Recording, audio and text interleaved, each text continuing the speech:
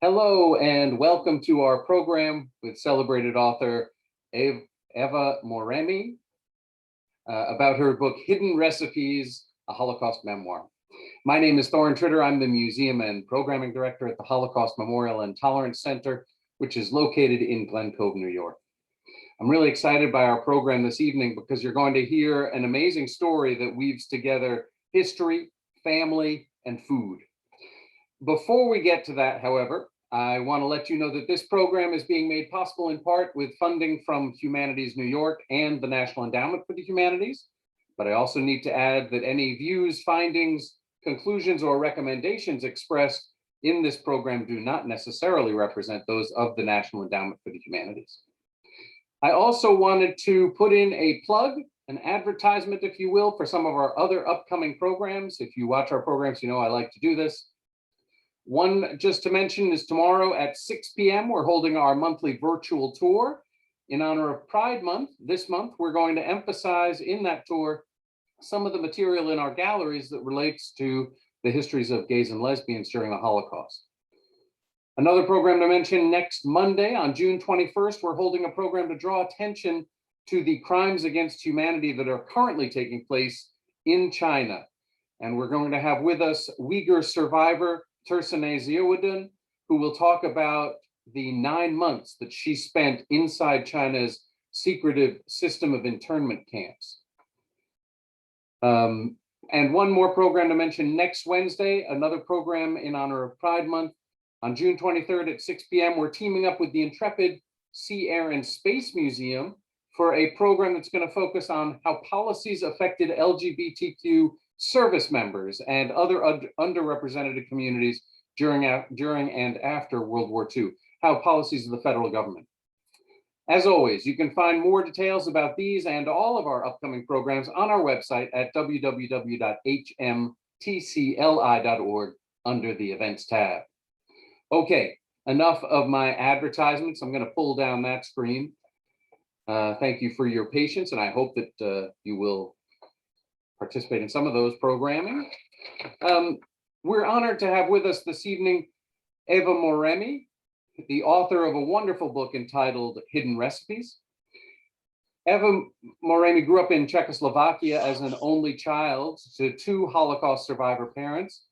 She and her parents were later able to escape from the communist regime and settled in America. Her mother was a marvelous baker, and Eva learned that some of her mother's recipes were ones that she had learned during the Holocaust while imprisoned in a Nazi concentration camp. She wrote this book as a way to tell the story of those recipes and the larger story of her parents' survival during the Holocaust. Eva is going to speak for about 45 minutes, and then we'll answer questions if you have them. So if you have questions, if they come up for you, I would just encourage you to use the Q&A feature of Zoom, type in those questions, and we'll make sure to get to them at the end of the program. Okay, so with that layout of the program, I'm delighted to welcome Eva Moreimi. Eva.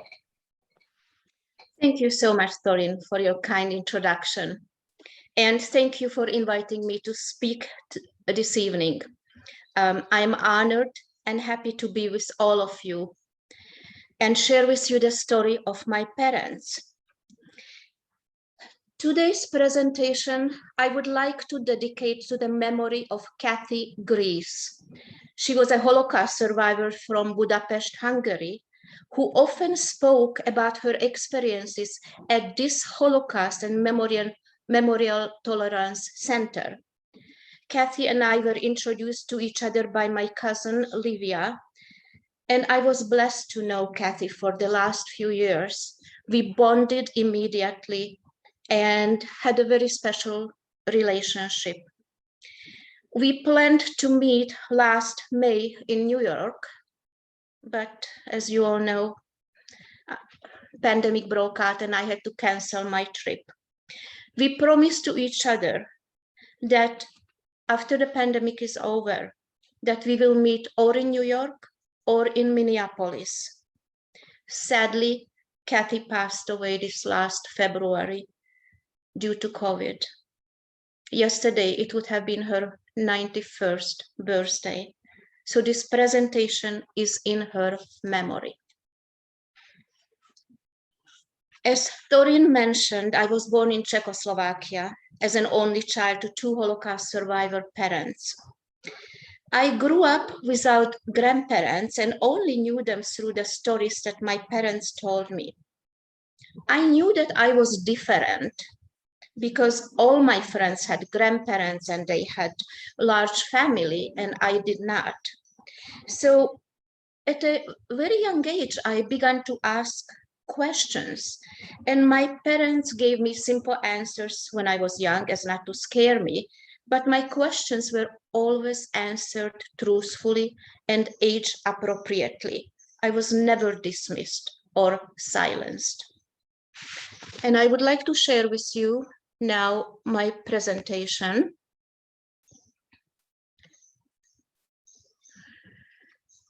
And initially, the story of my parents was intended to be a family history book for my children and grandchildren only. But there is a shocking rise in hate and anti-Semitism today, and Holocaust denial and distortion of history are frequent occurrences. So as a second generation of Holocaust survivors, I felt that it is not only my responsibility, but it's my obligation to go public with the story of my parents in hope to educate the younger generation who so many know very little about the Holocaust. The Holocaust started with hateful words and it escalated and ended with the genocide of the European Jews. We have the power to make better choices, and we must strive to make the world a better place for everyone. The horrors of the Holocaust must never be forgotten and must never happen again.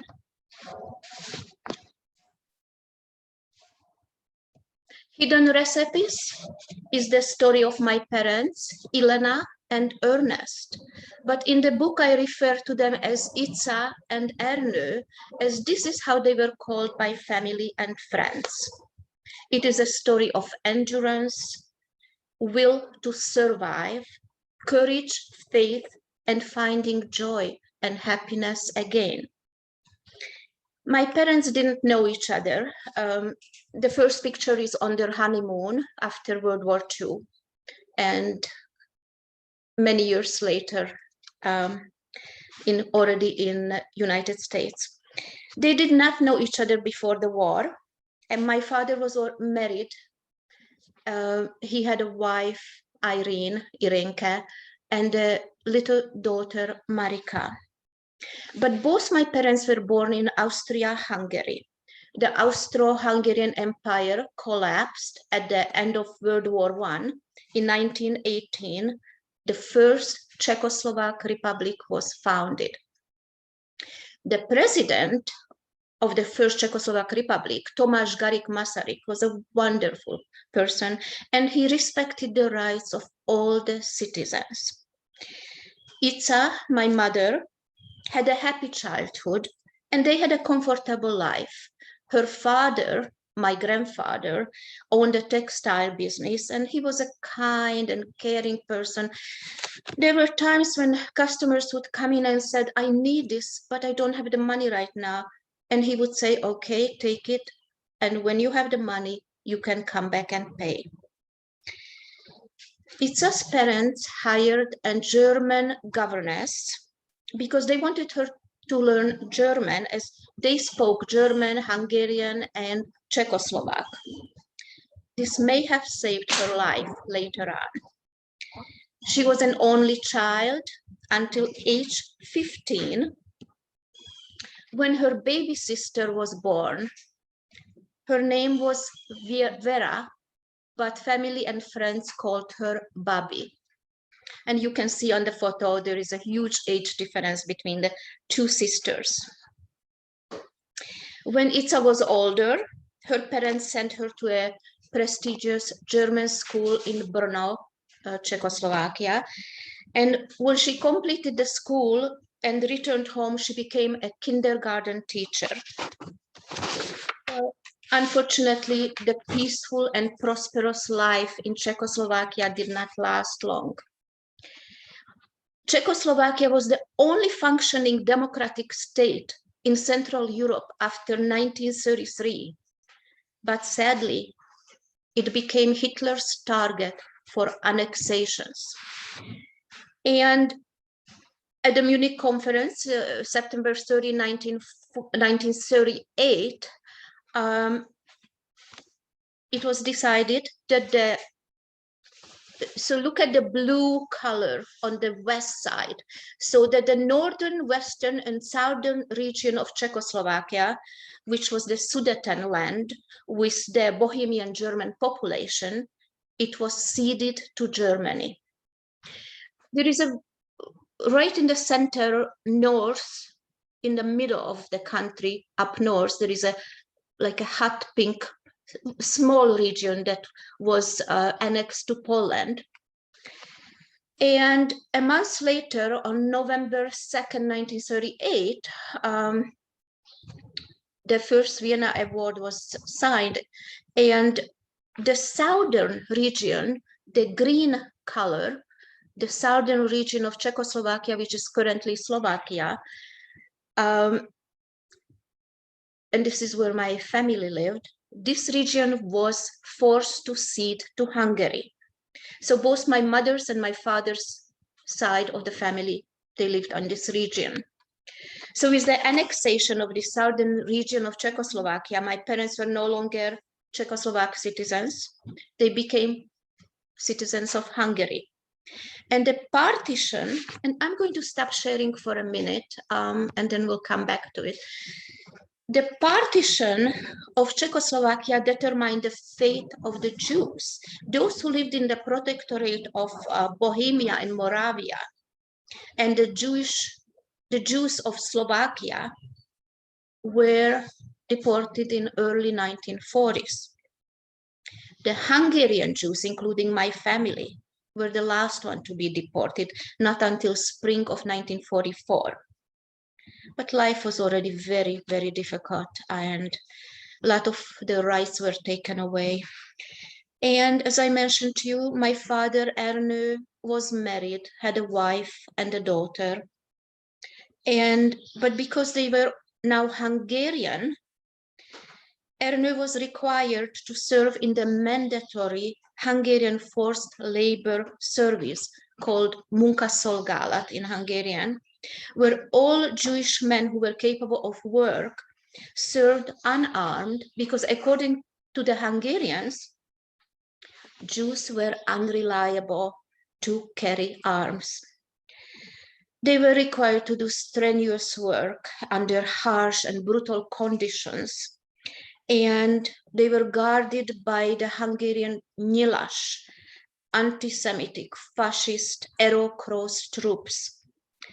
And my father, Ernő, survived because he escaped with the help of righteous Gentiles. During World War II, Hungary was allied with Germany. And in June 1941, Hungary, together with Germany and all the Axis powers, they invaded Soviet Union. And battles were fierce near Stalingrad, and Germany was defeated. And Hungary's losses were substantial. So the Hungarian government tried to back out in secret, to back out from the alliance with Germany, but Hitler found out, and this was not acceptable. And German troops invaded Hungary on March 19, 1944. Adolf Eichmann arrived to Budapest immediately soon after the invasion, and he was in charge of the deportations of the Hungarian Jews. This was the largest remaining Jewish population in Central Europe. Even Eichmann was surprised how enthusiastically the Hungarians collaborated with him. And my mother, Ica, was 31 years old. She was still single when the deportation of the Hungarian Jews began in spring of 44. Her sister, Bobby, was only 16 years old. The Hungarian soldiers, together with the gendarmerie, hired local residents to move the Jews out of their homes. And Ica, her parents, and her sister were arrested together with all the Jewish people in the beginning of May 1944, and they were ordered to leave their home, their house, and most of their possessions. And they were forced to move into the ghetto, which was a few houses were sectioned off, and they moved them into a one family home, a few families. And they brought the Jewish people from all the surrounding areas, including from the town, from Jelšava, where my father was from, and his family. They brought them to the same town where my mother was, in Plešivec. And father's family was brought to the same ghetto with all the rest of the Jewish people from all surrounding areas, including his wife and his daughter and his parents and other family members. But the conditions were so crowded in the ghetto that my father's little daughter, Marika, who was only 3 years old, was often in the courtyard of the ghetto with her mother, and she was playing and reciting poems and singing songs. And my mother, being a kindergarten teacher who loved kids, stopped to talk to her and met Marika's mother, my father's wife and daughter. And the friendship developed in the ghetto. At that time, no one could have even imagined that one day my mother, Ica, will become Ernő's second wife. They were in the ghetto for 5 weeks, and after 5 weeks, the ghetto was liquidated. Everyone was herded in cattle trains, and Ica never saw Irinka and Marika again.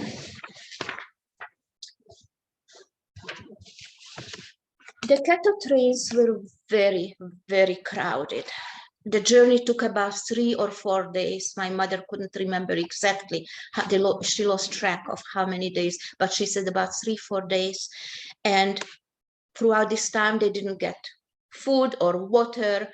And she remembers that they were standing. They could not sit down, and they could not sleep. They were unable to move. And it was hot and stuffy, because these cattle trains had no windows. There was just a small slit, tiny little opening in the cattle trains. So there was not enough air, and it was already summer, and they were dehydrated and weak from hunger. And by the time they arrived to their destination, there were many dead among them. Finally, the cattle train came to a stop, and the doors were thrown open, and the daylight was blinding. They were in the dark for about 3-4 days. And they were forcefully herded out of the train into the train platform. My mother, Ica, never forgot her first impression when she stepped off the train. It was an eerie feeling, seeing a vast area. There was no grass, no trees, heavy smoke coming out of the chimneys, and there was a terrible stench in the air. They arrived at Auschwitz, also known Auschwitz II, Birkenau, the largest of the Nazi concentration and death camps in Poland. They never heard of Auschwitz before. For many, the Birkenau killing center was their final destination. This was the middle of June, 1944, about 77 years ago, almost to yesterday or the day before. the camp was surrounded by electric barbed wires, and the men were immediately separated, taken away. And Itza's father did not even have time to say goodbye to his wife and to his two daughters. He was taken away so quick, he just looked back with sad eyes as to say bye, no idea where he was taken. And the women were ordered to form a line, and they were rushed.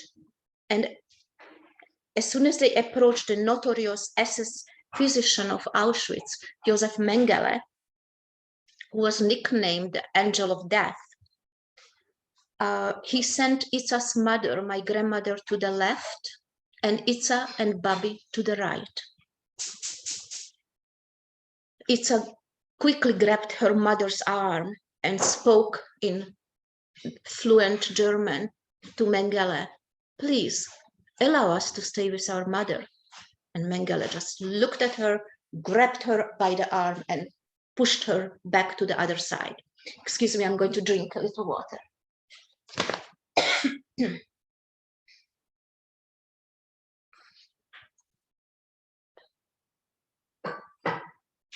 Sorry about that. And that same day, my mother, Itza, stopped a Polish prisoner in a striped uniform and says, "Please tell us, where did they take our parents?" And he pointed to the smoking chimney and he said, "Do you see that smoke up there? That's where your parents are."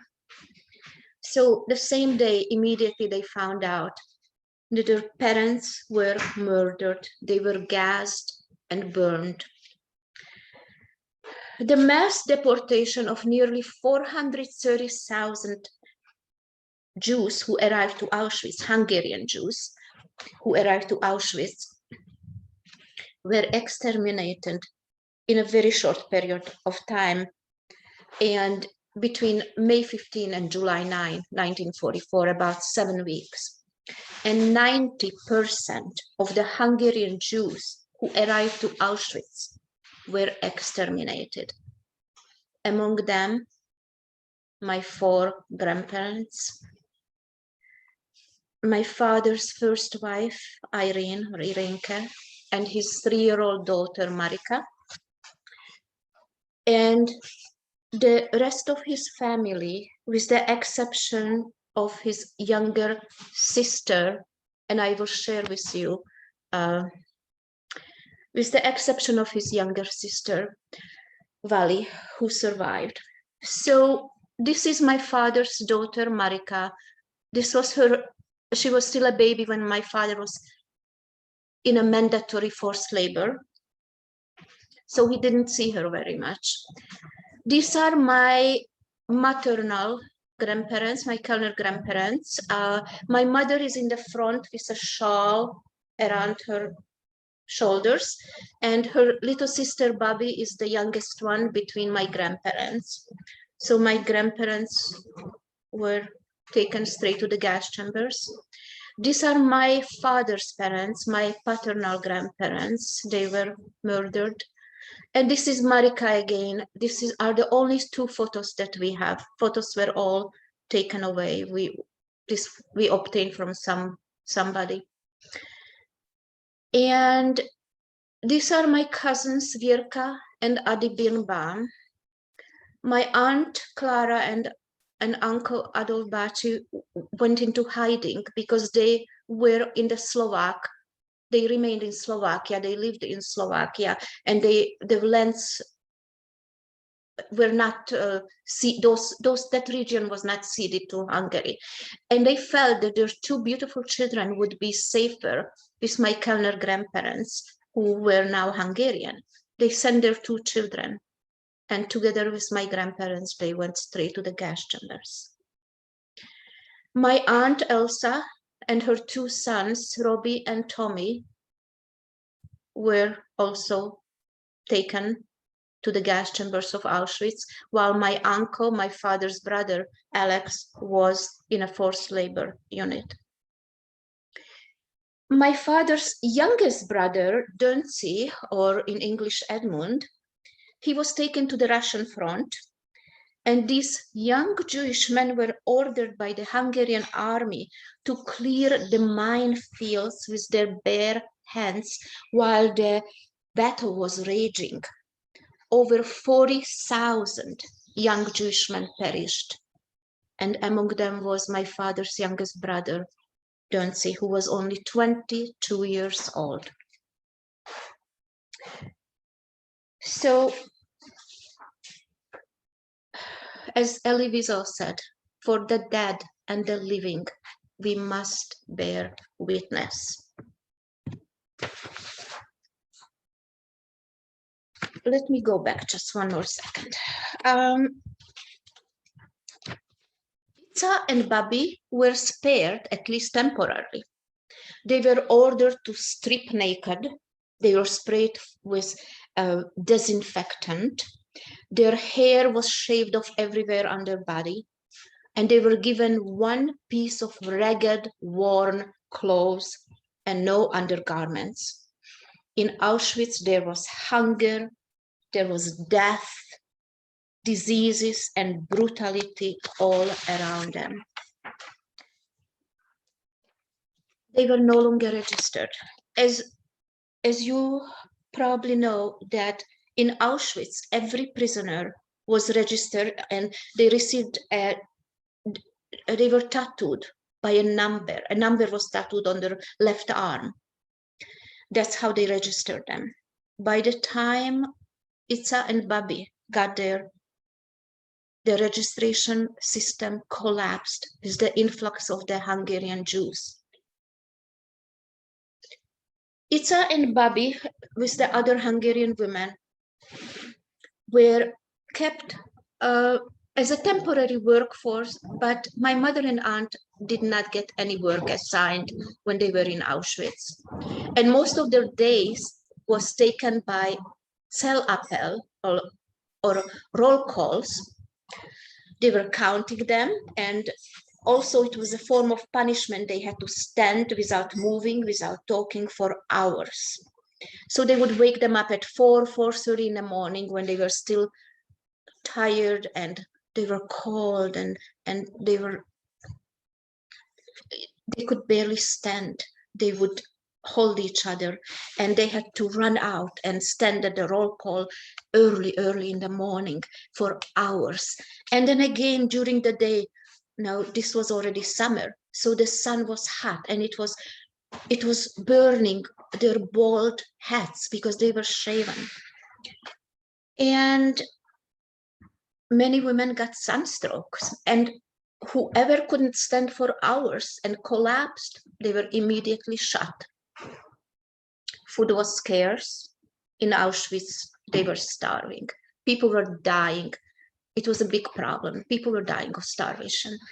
And the rations were intentionally so small that it barely kept them alive. So my mom would say that they would get something so-called coffee, which was brown water, in the morning.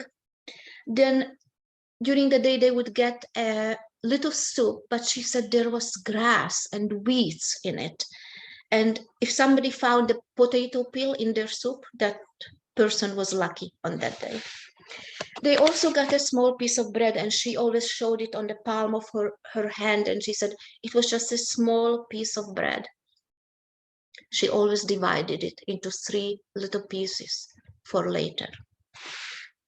And in the evenings, when they were back in their barracks, they would huddle together, these women, and talk about food because they were so hungry. Now, meanwhile, in Auschwitz, selections were going on all the time. From the trains during the deportation of the Hungarian Jews, 3, even 4 train loads of people were coming in one day. So thousands of people. So selections were going from the train, the ramp, also from the barracks, and also during the Zellappell, the roll calls. So they didn't know from one minute to the next when it will be their turn to be selected and taken to the gas chambers. The day arrived when Itza and Bobby were among the women selected to go to the gas chambers. They stood there all day and all night. On that day, the Nazis ran out of gas Zyklon B. In the morning, an order came from Germany. They needed Jewish slave workers.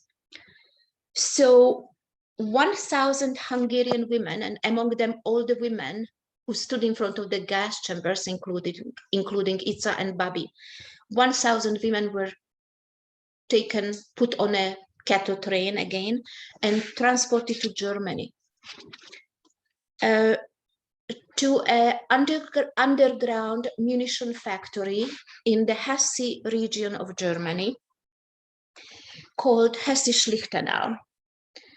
It was a subcamp of the Buchenwald concentration camp, and it was one of the largest munition factories, not only in Germany, but in the entire Europe. When these emaciated women arrived in that small town of Hesse-Schlichtenau, a suburb of Hirschhagen, the commandant came out and he was shocked to see the condition of these women. They were just skin and bone. And he turned to the SS guards and he said, "I asked for workers. You brought me skeletons." But this was summer of 1944, and Germany already had labor shortage, so he accepted them. They were taken to the edge of the town, walking 1.5 hours from the factory. And this is where the women were registered for the first time. And they hand stamped a piece of cotton rag and they stitched it to the front of their ragged clothing. My mother had she called it a summer coat, which was just a very flimsy, thin fabric with buttons down. So you can still see the stitch on it. And Itza became prisoner number 20409, and her sister Bobby, prisoner number 20407. On the left side, you see an identification pin, and that's a pin that was given only to my mother, and I will explain to you very soon the reason that she got this pin. And you can see on the pin it says Fabrik Hesse-Schlichtenau. On the right side is a little tie that she took off from her wooden clocks. Not all women got wooden clocks. It was like a wooden platform with a fabric on top, very uncomfortable, but at least through the winter she had wooden clocks to, some shoes. She saw this may be cut from the mezuzah or something, and she decided to keep it.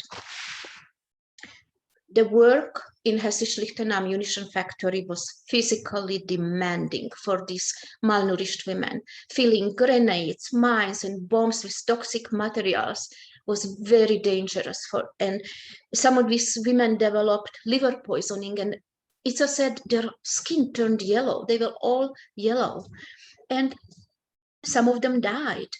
And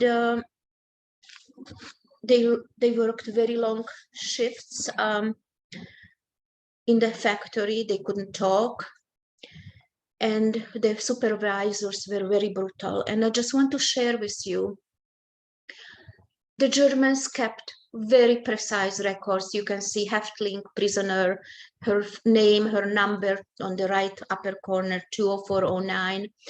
And also there is a table that a German teacher, Dieter Waupel, who lived in Hesse-Schlichtenau and taught in a high school, he was able to come across this table, and I want to share it with you.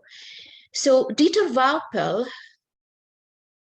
with his high school students, did a research on the 1,000 Hungarian women, the transport that was sent from Auschwitz to Hesse-Lichtenau. And this is a table, and it shows on August 2nd, the date is reversed here, the very first line. On August 2nd, 1,000 women from Auschwitz to Hesse-Lichtenau. You can see 1,000 in the very last column. If you look at the second line, it says Eva Fischer. Eva Fischer was from my mother's hometown of Plešivec, a good friend of Itza and Babi. She suffocated a couple days later from inhaling the toxic fumes of those powders. And when you look to the one before the last line, it says on October 27, 1944, departure, 206 women. They could not keep up with the work. Some of them were so sick, they were put back on cattle trains and sent back to Auschwitz. I just want to mention to you that the munition factory was not underground as my mother and all the rest of the prisoners thought. It was camouflaged with trees and bushes planted on top of the roof. And how did I found out is just recently was a book published by Dieter Vaupel, this righteous person who, in spite of all the threats, did investigate what happened to the 1,000 women in Hesse-Lichtenau. He published a book called A Fairy Tale Unmasked, together with D.Z. Stone. And it's about these women, about this transport. And D.Z. Stone also wrote another book titled No Past Tense, which is about Kati and Willy Salzer. Kati was my mother's cousin who was also in Auschwitz and in Hesse-Lichtenau. The work was very, very strenuous. My aunt Babi her assignment in the factory was to load heavy explosive on a wheelbarrow with another prisoner, transport it to another table, unload it on another table. And she was 16 years old. She was skin and bone. She was petite, and this was so difficult. And she often pleaded with my mother, Itza, leave me alone. Let me die. I can't bear this anymore. My mother, Itza, was fluent in German. She spoke with a Hochdeutsch, high German dialect, and she was selected by the Nazis to be a translator and a messenger. And she was told that if she doesn't have any translation to do or any messages to take throughout this vast, huge munition factory, then she should be cleaning the factory. And this is why she received a pin, the identification pin, because she was often taking messages, a piece of paper from one building to another building. She had to have that ID pin that I showed you. Well, here in Germany, in Hesse-Lichtenau, the food rations were very small. They continued starving. And amidst the hunger and starvation and suffering and diseases and bitter cold and death all around them, in the evenings, they would huddle in the barracks together and talk about food. And these women shared their favorite recipes with each other. The memory of the pre-war life was a powerful survival tool. Talking about food was essential because it gave them hope. So these Hungarian women shared their beloved recipes, and they strived to maintain their humanity and their dignity and remain civilized in spite of the Nazis' attempt to dehumanize and to degrade them. So after the long shift, they had to still walk an hour and a half back to the barracks. Barrack was surrounded also there with electric wires, and they had to stand at roll calls. By the time they got to their barracks, they were exhausted and famished, and they talked and dreamed about food. My mother wanted to write down the recipes that the women shared with her. And the cleaning duties proved advantageous. And one day she saw a big stack of paper in the wastebasket. And when nobody was looking, she quickly tore the seams of her one piece of summer clothes that she wore, made it into a fabric pouch, and pilfered the stack of paper from the wastebasket and hid it in the fabric pouch and tied it on the inside of that one piece of summer coat that she wore. She also found a very small pencil in the factory.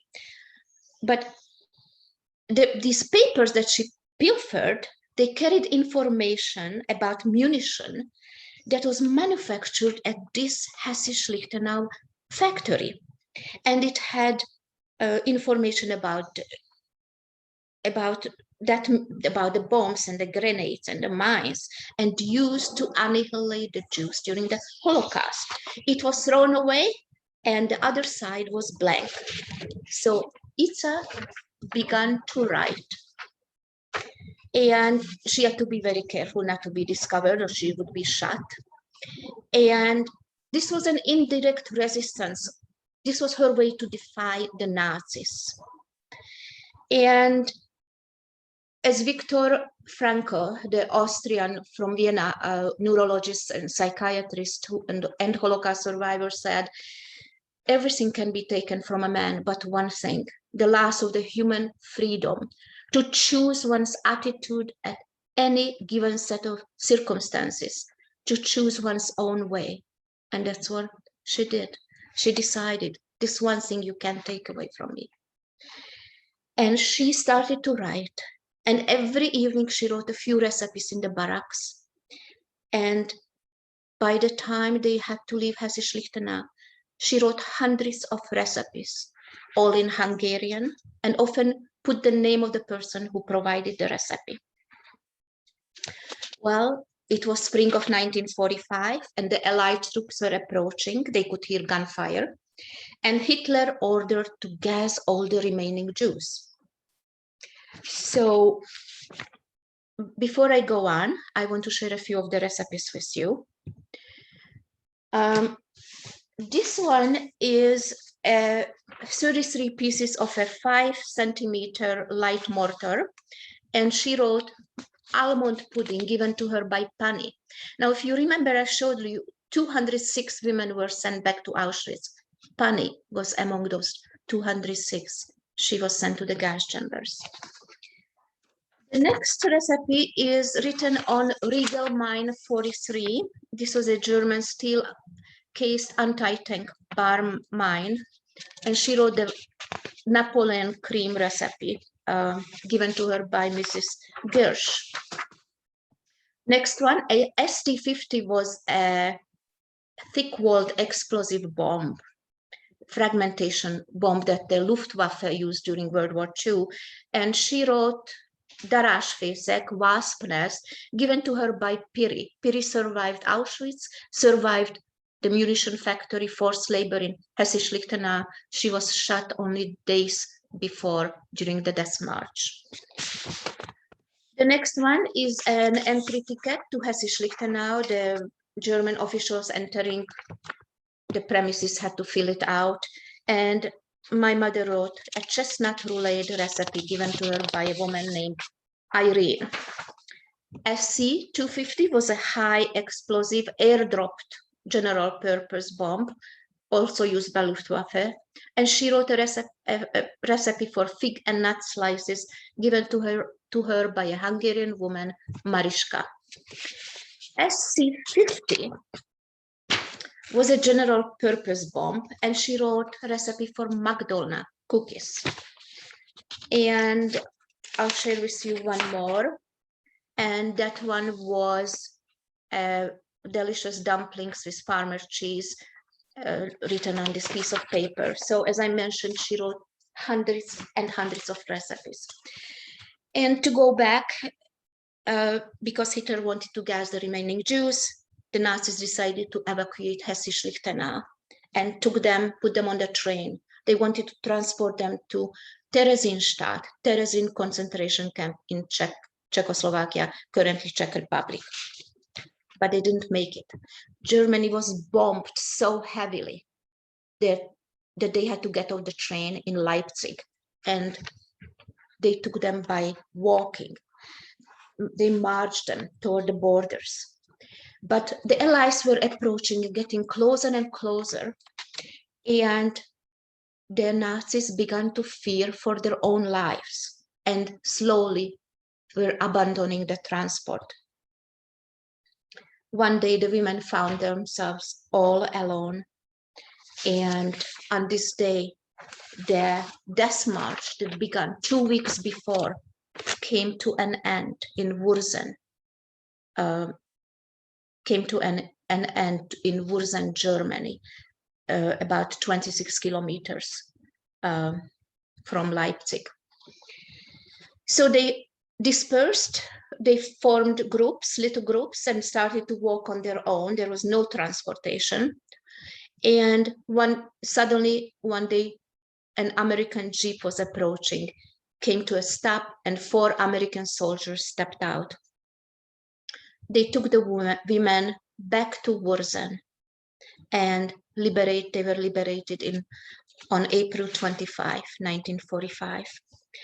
Some of the women who shared these recipes with my mother did not survive. Those who did are no longer alive, but the stories and the recipes will live on for many generations to come. And just before I end, just want to show you, this is my mother's sister, Bobby, my aunt Bobby. And my family, my parents and I, we emigrated to Cleveland. We left Czechoslovakia we came in early 1970. And this is my father who's reuniting with his 3 sisters. This is my mother and me already in the United States. And as you can see, all these pastries, the torts and small little cookies, everything she baked all by herself. And we are looking over, checking out the table. And in my book, Hidden Recipes, I've translated 6 of my favorite recipes. Clockwise, 12 o'clock, the Linzer cookies, Ischler, Almond Tort, the Gerbeau, the sour cherry cake, and the wasp nest. My mother at age 90. And as an only child, this is our family today. And we are blessed with 6 grandchildren. And now I'm teaching, passing on the recipes to them. And just to end quickly is 6 million European Jews were murdered in the Holocaust by Nazi Germany and their collaborators. Jews were the primary victims of the Holocaust, but there were many other victims. The horrors of the Holocaust were the result of hatred, and we all must learn from it so that history will not repeat itself. Kindness and compassion must win over hatred. And as Elie Wiesel said, to remain silent and indifferent is the greatest sin of all. Thank you so much. Thank you. Eva, thank you so much for sharing your family story and for telling us about some of these recipes. I know that people have questions, and I have a few as well.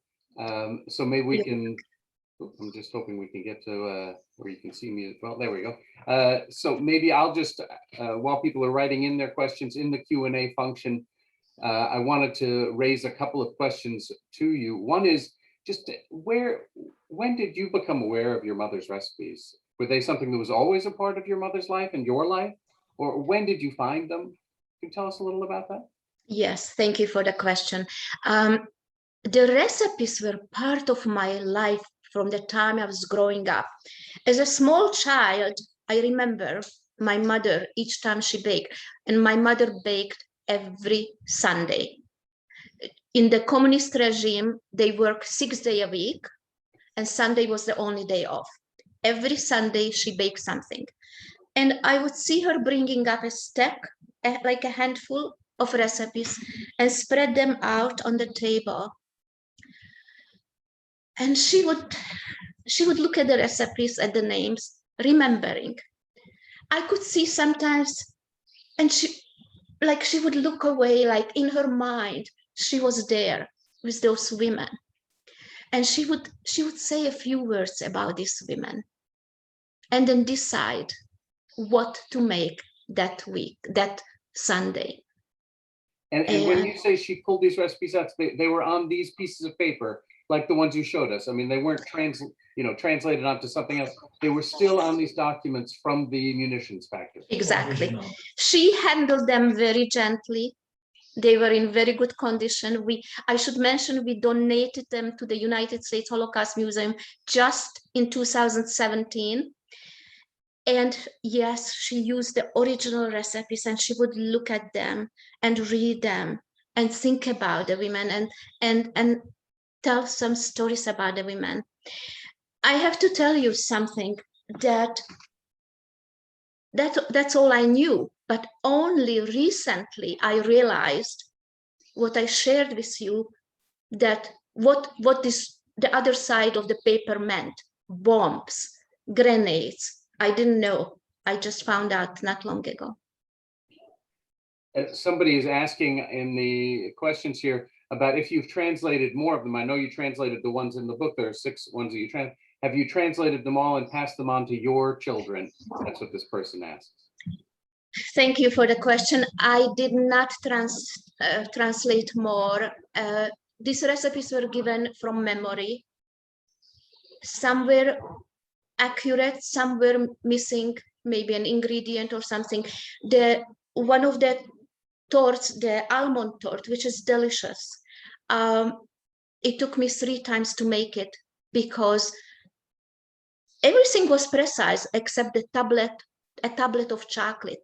And I tried to find out how big a tablet of chocolate was in the 1920s or 1930s. I couldn't find out. So I used a tablet of chocolate. It did not work out. I had to do the recipe 3 times when finally I succeeded. So it's a big job. I know you say in the book that as you're just saying here, there wasn't just translating them. It was kind of filling in the gaps and putting in the stuff that wasn't there, which only conveys the amazing thing that your mother was able to write them down at the time. I mean, and I will say from my perspective, there's something here it's about the contrast, about the beauty, and especially the way your mother made them in the pictures that you have of the ones you've made too. The beauty of these desserts, the beauty of these foods on the pieces of paper that are tied to murder, and knowing the context of where your mother was when she wrote these. I mean, it's just, I feel contrasted, like on the one hand, delighted by them and wanting to eat them, and on the other hand, about to break into tears, in all honesty. So it's a strange thing, a really strange thing. Exactly. It's so strange. Yes. Tell us a little about what made you decide to write the book and what inspired you. I mean, obviously you knew about these recipes for a long time. Your mother, you said, passed away in 2002. Is that what you said? 2011. 2011. Okay. Yes. Is that when you started thinking about publishing a book about this? No, not really. I wanted to write just for the children and the grandchildren, and I already had a rough draft. I interviewed my parents in the 1990s. So I interviewed them, I translated it from Hungarian to English because we spoke Hungarian at home. And I began in 2018. So I started to think about 2017, around that time, 2016, 17, when I saw the hatred and anti-Semitism on rise. And it wasn't, since then it got so much worse. And that's when I felt, my God, this is, I'm seeing things that I heard from my parents that happened in the 1930s. And that's when I said, I have to tell the story. What hatred, how, words, hateful words, where it can lead. Yeah, yeah, I can see that. And I know others feel that same concern, and you know, it inspires people to come to our building and see our museum, and to talk about how important this history is, and your book part of that same story. Can I ask you a little about the response you've seen to your book? When you talk to school groups, if you do that, or others, what's the response you get? Do people hear the power of what you're trying to convey? Yes, very much. I am amazed how people are responding so kindly and so caring. So, and books, the book is being sold not just in the United States, but even in some European countries. But the youngest that I spoke to were fifth graders, and I had to be very careful how much I can share with them. But they already learning about the Holocaust, and I'm being invited by both Jewish and non-Jewish groups. And yes, there is a lot of interest, especially today. There is a lot of interest, and I just met a lot of, I have been welcomed, and people are just kind and interested, and buying books, even Christmas presents, and just.